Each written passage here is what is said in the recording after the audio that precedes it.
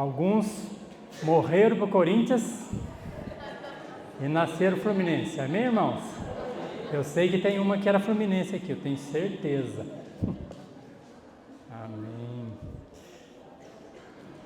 Hoje o culto, o tema é nascer de novo. A gente vai ler um texto lá em João capítulo 3, um texto muito conhecido por todos os evangélicos, né? Mas não sei se é conhecido para você. A história de um homem chamado Nicodemos, e que se a gente for pensar nesse homem, Nicodemos, ele é aquela figura que é proeminente e muito respeitada em qualquer sociedade, seria, né? Abra sua Bíblia em João capítulo 3, a gente vai ler do 1 em diante. As crianças vão sair para a linha até 10 anos, até 11 anos, tá bom? Isso, até 11 anos as crianças vão sair, acho que já saíram, né?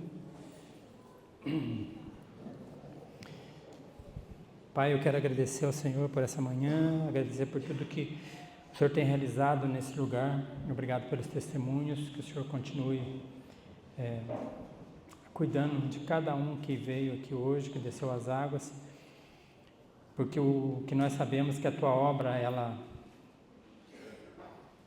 dia a dia, ela vai sendo construída na vida de cada cristão, porque o alvo do Senhor é que a gente seja mais parecido com Cristo, que seja isso na vida deles também. Obrigado, que a Tua palavra possa também falar o coração de cada um que está aqui nessa manhã, em nome de Jesus. Amém.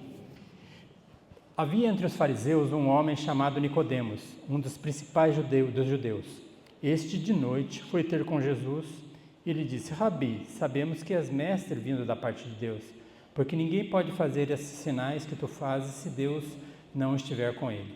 A isto respondeu Jesus: em verdade te digo, que se alguém não nascer de novo, não pode ver o reino de Deus. Perguntou-lhe Nicodemos: como pode um homem nascer sendo velho, porventura voltar ao ventre materno e nascer uma segunda vez? Respondeu Jesus: em verdade te digo, quem não nascer da água e do Espírito não pode entrar no reino de Deus. O que é nascido da carne é carne, e o que é nascido do Espírito é Espírito. Não te admires de eu te dizer: importa-vos nascer de novo. O vento sopra onde quer e ouves a sua voz, mas não sabe de onde vem, nem para onde vai. Assim é todo que é nascido do Espírito. Então lhe perguntou Nicodemos: como pode suceder isso?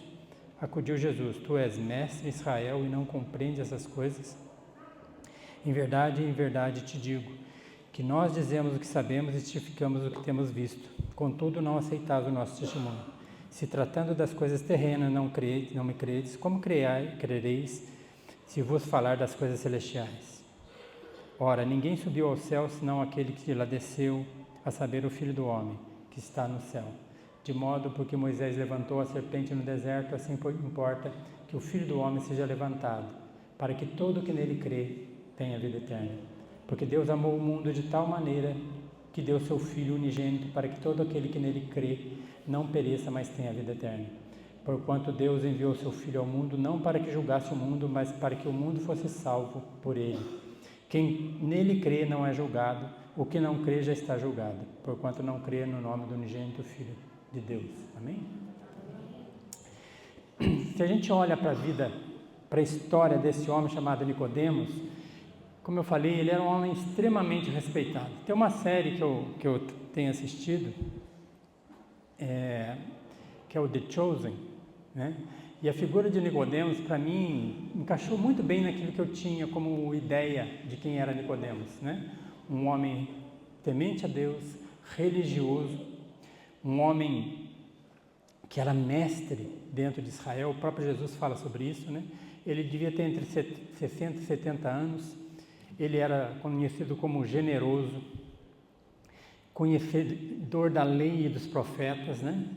Um mestre de Israel tem que conhecer de cor toda a Torá, né? Todo o livro da lei. E ele conhecia muito bem tudo, né? E esse conhecimento dele fazia com que ele fosse um um homem que ensinava, né, a muitas pessoas. E essa questão de Nicodemos, e eu queria perguntar algumas coisas para você. Por exemplo, Nicodemos, comparado com você, tá? Ele jejuava 2 dias por semana, de jejum, tá?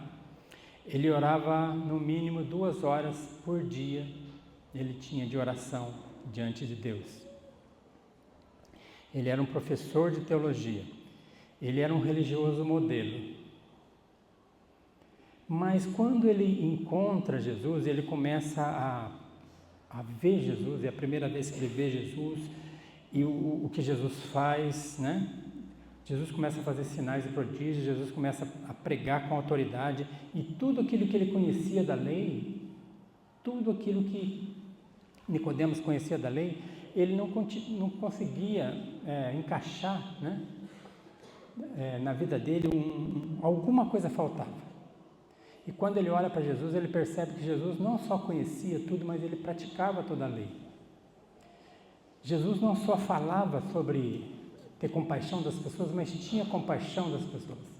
Jesus não só falava que Deus pode curar, pode salvar, pode libertar, mas Jesus fazia tudo isso. Essa questão para Nicodemos ficou muito incômoda. Porque apesar de ser mestre da lei, apesar de ser um religioso modelo, ele olha para Jesus e ele se sente mal. E é uma coisa que é interessante que todos nós, quando a gente começa a conhecer a Jesus, quando Jesus começa a aparecer na nossa vida, a gente se sente mal. Porque tudo aquilo que a gente pensava, né, e tudo aquilo que a gente imaginava que pudesse agradar a Deus, não é suficiente. Porque Deus é perfeito. E um relacionamento com Deus, como Deus abomina o pecado, para nós ele requer perfeição, né? Então Nicodemos ele começou a perceber que faltava alguma coisa. E ele o texto fala assim, havia entre os fariseus um homem chamado Nicodemos, um dos principais entre os judeus. Então ele era uma pessoa muito conceituada. E ele vai à noite. Este de noite, o texto fala, foi ter com Jesus. Ele disse, Rabi, né? E aí ele chama Jesus de mestre. Você imagina um homem que é considerado mestre em Israel, ele chama Jesus de Rabi. Ele reconhece Jesus como mestre. Ele fala, sabemos que é mestre vindo da parte de Deus, porque ninguém pode fazer esses sinais que tu fazes se Deus não estiver com ele. Ele olha para Jesus e fala, esse homem, ele é de Deus. Tudo o que ele faz nos indica que ele é um homem de Deus. E isso começa a incomodar porque por toda a vida religiosa dele, ele não consegue viver uma vida como Jesus. Ele não consegue. E o incômodo dele, o incômodo de todo ser humano, é que como a gente tem um incômodo do pecado, né, que nós somos pecadores, a gente sabe que na presença de Deus ninguém de nós pode chegar, porque nós não somos perfeitos. E se o homem é sincero, verdadeiramente sincero, quando ele olha para Jesus e olha para as Escrituras, ele se sente mal, porque ninguém consegue guardar toda a lei, né? Pega os 10 mandamentos, não matarás, não roubarás, não cobiçarás. Se você pegar os 10 mandamentos e olhar para você, você vai perceber que falta alguma coisa, né? E Tiago fala assim, se você cair em uma só lei, você é culpado de tudo. Então ele sentia um incômodo e ele ficou fascinado por Jesus. Os milagres, a autoridade de Jesus, as respostas que Jesus dava para as pessoas, isso fez com que ele olhasse para Jesus e falasse assim, esse é um homem de Deus. Preciso aproximar dele, mas ele fica com medo de aproximar de Jesus num dia claro, ele vai à noite, porque se você ler o contexto todo do capítulo 2, Jesus ele entra no templo, a partir do versículo 13, ele entra no templo e confronta todos aqueles religiosos, porque eles estavam vendendo coisas no templo. Jesus vai e confronta e faz um estardalhaço lá, né? E aí esses líderes judeus já começam a ficar com muita raiva de Jesus, porque a coisa mais incômoda que existe para nós, é conhecer uma pessoa perfeita.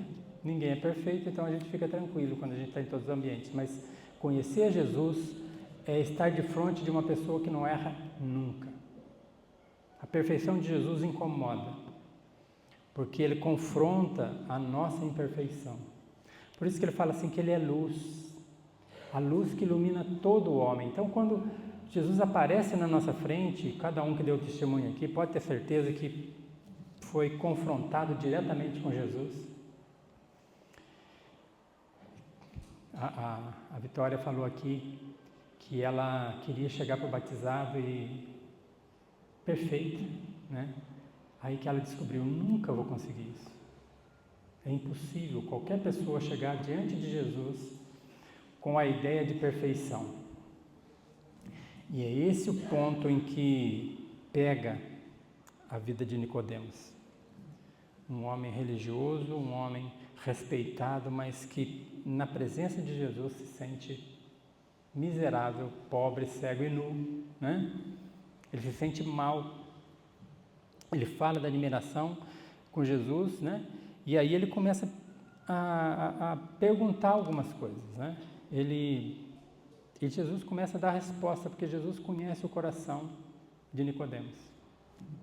Ele sabe o que falta para Nicodemos, para que ele tenha um relacionamento com Deus.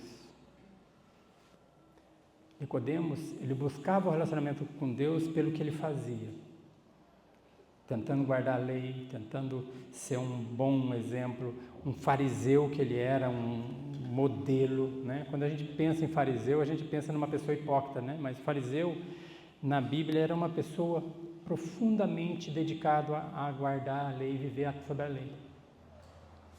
Então ele tem esse incômodo e os ensinos de Jesus começam a confrontar tudo aquilo que ele crê, porque a ideia de Nicodemos e a ideia de todos os religiosos é que eu vou agradar a Deus pelo aquilo que eu faço. Eu agrado a Deus sendo um bom pai, sendo um bom filho, sendo um bom trabalhador, sendo um bom estudante, né? Então a gente pensa que tudo que eu faço, né, quando eu chegar na presença de Deus, Deus vai me aprovar. Fala, você foi muito bem, sua vida foi muito boa. E não é isso que Jesus fala para Nicodemos. Jesus fala, você é mestre em Israel, mas Jesus fala para ele assim, olha, a isso respondeu Jesus depois do elogio, né? Em verdade eu digo, se alguém não nascer de novo, não pode ver o reino de Deus. Ah, mas como que eu posso nascer de novo? Né? E ele fica com essa ideia e ele faz uma pergunta até meio estúpida para Jesus, né? Ele fala assim, olha, eu tenho que voltar para o ventre da minha mãe e nascer de novo? Será que isso é possível? Né? Isso é impossível, né? Então, essa é a questão. O que eu tenho que fazer?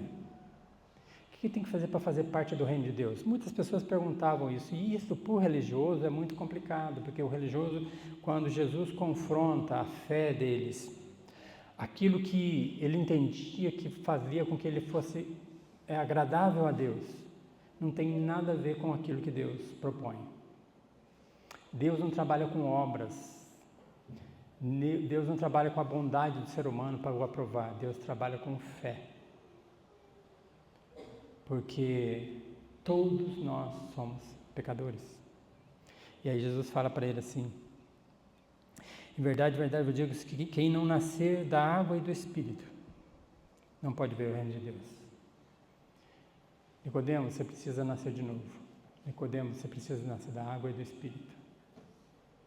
Você é a carne, nasceu da carne, mas você precisa nascer do Espírito, né? Não te admires de eu te dizer que importa nascer de novo. E aí ele fala com relação ao Espírito Santo, aquele que é dirigido por Deus, não é dirigido como os homens se dirigem pela sua própria vontade, né? Ah, eu vou fazer isso porque eu quero, ah, eu escolhi isso porque eu quero. Assim é o homem de uma forma geral. Aquele que é nascido de Deus, nascido do Espírito, ele se move pela ação de Deus. É lógico. Nós não somos perfeitos. Muitas vezes, entre a vontade de Deus e a nossa vontade, nós fazemos a nossa. Não é assim? Todo mundo sabe que é assim. Mas Jesus fala que aquele que nasceu de Deus, aquele que nasceu do Espírito, ele começa a caminhar conforme a vontade de Deus, conforme aquilo que a palavra de Deus nos orienta, em obediência àquilo que a palavra nos diz, né? E aí Nicodemo falou, como pode fazer isso? Como que eu posso nascer de novo? De que forma que eu posso nascer de novo? E aí Jesus fala para ele, olha, você é mestre e não compreende? Desde o início, né, ele era da descendência de Abraão, né? Nicodemos era um judeu, fariseu, da descendência de Abraão, um homem religioso, mas ele tinha que ter entendido, né, que desde Abraão até todos os homens de Deus foram justificados por fé, foram regenerados, né, nasceram de novo por fé, por crer. Então ele começa a falar, olha, ninguém subiu ao céu senão aquele que lá desceu, o Filho do Homem, aí eu desci do céu. O Verbo se fez carne e habitou entre nós. Jesus é o Deus que se fez homem e habita entre os seres humanos para mostrar para o ser humano qual era o único meio, né, de a gente fazer parte do reino de Deus. E ele dá um exemplo. Lembra lá quando Moisés levantou a serpente? O que acontecia na serpente? O povo pecou e Deus mandou serpentes. A serpente picava os homens e os homens morriam. Por quê? Porque o salário do pecado é a morte. Todos nós somos pecadores. Todos nós. Não tem ninguém que salva. E o nosso pagamento pelo nosso pecado é morte. Nicodemos, aqui, se morresse nesse momento, ele ia ser condenado, porque ele vivia pelas obras. Ele não entendeu e não entendia por enquanto. Depois você pode estudar a vida de Nicodemos, nós temos a convicção que ele foi salvo, né? Que ele foi martirizado, Nicodemos. Na história da igreja mostra que Nicodemos foi martirizado por defender a Cristo, né?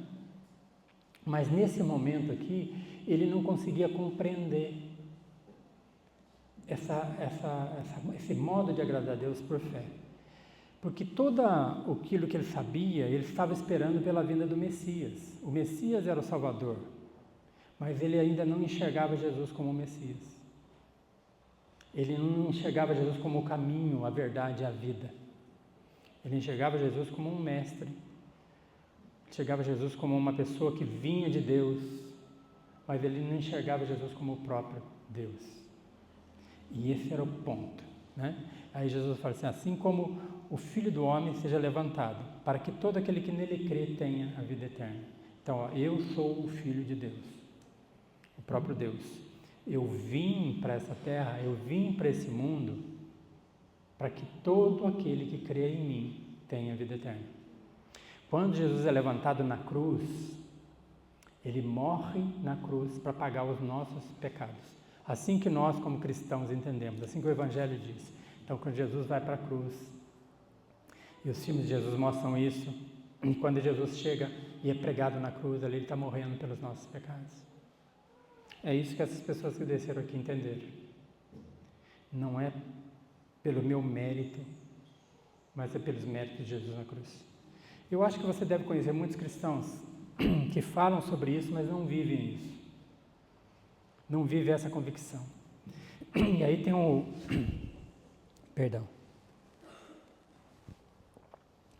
tem um texto mais conhecido da Bíblia, né? Que eu imagino, o João 3,16, porque Deus amou o mundo de tal maneira, esse amor que nos constrange, que a Vitória falou aqui. O amor de Deus nos constrange. Deus amou o mundo de tal maneira que deu o seu Filho. O Filho de Deus, o próprio Deus vem na terra como homem, caminha nessa terra, né, com a missão de morrer pelos nossos pecados.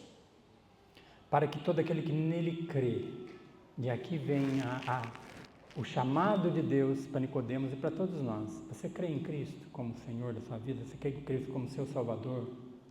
O único meio de salvação da humanidade, de cada ser humano, é a fé em Cristo. Não existe outro meio, não existe outro caminho. Por isso que, às vezes, parece de certa forma, uma arrogância nossa. Que você pregar um único caminho, num mundo que fala todo caminho leva a Deus. Não. Só existe um caminho, só existe um meio, é Cristo. E Ele pagou pelos nossos pecados, Ele morreu pelos nossos pecados. E aí Ele fala, para que todo aquele que nele crê não morra, não pereça, mas tenha vida eterna. Por isso que hoje nós temos paz e certeza de falar, eu sou salvo. Não por meu mérito, não porque eu sou bom, eu sou salvo pela graça de Deus. Eu sou salvo pela graça por meio da fé, eu creio. Eu creio que o único meio de salvação da minha vida é Cristo. E a partir daí, se esse fosse o passo tomado por Nicodemos, ele sai daqui nesse momento, desse encontro com Jesus, com muitas situações e com uma decisão a tomar. Ou eu creio em quem Ele diz que é, ou eu vivo a minha vida exatamente como eu tenho vivido. Sendo mestre da lei, ensinando teologia, ensinando as pessoas sobre os profetas, sobre a promessa que vinha do Salvador, mas não crendo que Ele já veio. E é interessante a gente acompanhar, tem outras passagens que falam sobre Nicodemos, que ele crê, ele entende, e ele é salvo. Como todos nós temos que entender o momento, esse momento. E ele fala no 17, porquanto Deus enviou seu Filho muito, não para que julgasse o mundo, mas para que o mundo fosse salvo por ele. Então, a intenção de Jesus é salvar. Ele veio buscar e salvar aquele que estava perdido. Ele veio buscar e salvar todos nós, né? E aí você pensa em que situação você se encontra nessa manhã, né? Nicodemos, ele estava cego, né? E passou a ver, nós cantamos uma canção que fala isso. Ele era cego e agora ele passou a enxergar. E quando ele começa a enxergar claramente quem é Jesus, ele tem que tomar uma decisão, né? Jesus fala no 18, quem nele crê não é julgado. O que não crê já está julgado, porquanto não crê no nome do unigênito Filho de Deus. É o único meio. Essa é a nossa pregação, né? Esse amor de Deus por nós, sacrificial. Ele olha para mim, olha para você e fala, olha, eu vou lá para salvar esse povo.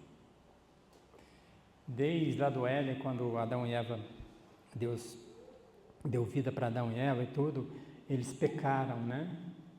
E a partir do pecado de Adão e de Eva, o pecado entrou no mundo e todos passam a ser pecadores. E a solução de Deus é enviar o Filho. Perfeito, sem defeito, sem nada, é o Cordeiro de Deus, sem defeito, sem mácula, que tira o pecado do mundo. Essa é a mensagem do Evangelho. Essa é a mensagem que quando a gente consegue entender na palavra, a gente tem que tomar uma decisão, né? Eu não sei se você chegou nessa manhã aqui com alguma dúvida, né? Eu não sei se você, como Nicodemos, fica meio que circundando, vendo alguma coisa, mas o que é importante é que Jesus está presente nesse lugar, amém? E Ele veio e Ele está presente com a oferta de salvação. E a gente tem que, no momento em que a gente entende o chamado, nós temos que tomar uma decisão. Nós temos que ou falar, não, eu quero viver minha vida como eu estou. Está muito boa, está tranquila a minha vida. Ou eu passo a pensar, será que uma vida sem Cristo é interessante de ser vivida? Quem é Jesus para você? Até nesse momento, Jesus, para Nicodemos, era um mestre, né? Uma pessoa admirável que vinha de Deus. Mas Jesus se revela para ele como Deus, como Salvador. Fala, se você crê em mim, ainda que esteja morto, viverá. Essa é a proposta de Jesus. E a partir do momento em que você tem esse encontro com Jesus, você tem o seu testemunho. Né? Você tem que testemunhar sobre o que Ele fez na sua vida. É o que eles batizandos fizeram aqui. Eles vieram aqui, subiram e testemunharam sobre como se deu Você vê que é interessante, cada um tem o seu testemunho, né? A sua maneira, né, de enxergar esse tempo em que eles tomaram uma decisão. Cada um deles. Mas o mesmo Jesus se revelou a cada um deles. O mesmo Jesus chamou a cada um deles. O mesmo Jesus regenerou a cada um deles. Eles nasceram de novo pela graça por meio da fé. Amém? Vamos orar e agradecer a Deus por esse dia.